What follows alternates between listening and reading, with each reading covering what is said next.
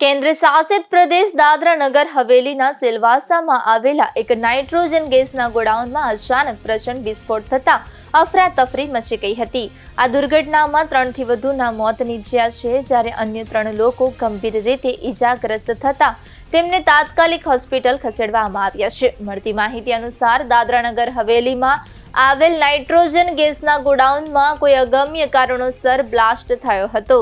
આ વિસ્ફોટ એટલો શક્તિશાળી હતો કે ગોડાઉનની છત ઉડી ગઈ હતી અને મજબૂત દિવાલો પત્તાના મહેલની જેમ ધરાશાયી થઈ ગઈ હતી। ઘટનાને પગલે આસપાસના વિસ્તારમાં ભૂકંપ જેવો અનુભવ થયો હતો અને લોકો ડરના માર્યા ઘરની બહાર દોડી આવ્યા હતા। ઘટનાની જાણ થતાં જ સ્થાનિક પોલીસ અને વહીવટી તંત્રનો કાફલો ઘટના સ્થળે પહોંચી ગયો હતો। કાટમાળ નીચે દબાયેલા લોકોને બહાર કાઢવાની કામગીરી યુદ્ધના ધોરણે શરૂ કરવામાં આવી છે।